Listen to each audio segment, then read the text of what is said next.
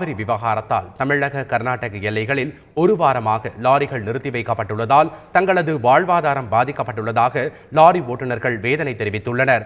காவிரி விவகாரத்தில் கர்நாடகாவில் வசிக்கும் தமிழர்களுக்கு எதிராக நடத்தப்பட்ட தாக்குதலில் வாகனங்கள் தீ வைத்து எரிக்கப்பட்டன. இதனால் கர்நாடகா வழியாக வட மாநிலங்களுக்கு செல்லும் லாரிகள் அனைத்தும் ஓசூர் உள்ளிட்ட எல்லை பகுதிகளில் நிறுத்தி வைக்கப்பட்டன. இதனால் கடந்த ஒரு வாரமாக மிகுந்த சிரமத்திற்கு ஆளானதாக கூறும் லாரி ஓட்டுநர்கள் நாளை கர்நாடகாவில் போராட்டம் நடைபெறும் என அறிவிக்கப்பட்டுள்ளது. தொடர்ந்து லாரிகளை இயக்க முடியாத நிலை ஏற்பட்டுள்ளதாக வேதனை தெரிவிக்கின்றனர். வண்டி மேட்டூர் வண்டி மெட்ராஸ்லேருந்து லோடு ஏற்றி பெல்காமன்ற இடத்துக்கு போய்க்கிருக்கான்.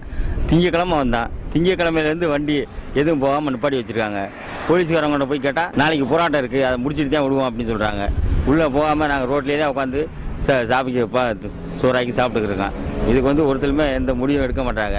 ஒரு வாரமாக நாங்கள் தான் இருக்கேன், பார்டர்லேயே இருக்கேன்.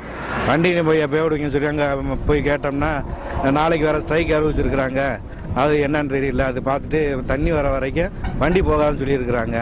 நாங்கள் ஒரு வாரமாக இங்கே ரோட்லேயே தான் படுத்துருக்கோம், வண்டியில் சமைச்சு சாப்பிட்டுட்டு வண்டியில் தான் இருக்கோம். இங்கே எங்களுக்கு தொழில் டிரைவரு, நாங்கள் ஓட்டினா தான் எங்களுக்கு படி உண்டு, இல்லைன்னா நாங்கள் சும்மா கஷ்டப்பட்டு இருக்கோம். குடும்பமும் ரொம்ப கஷ்டத்தில் இருக்குது.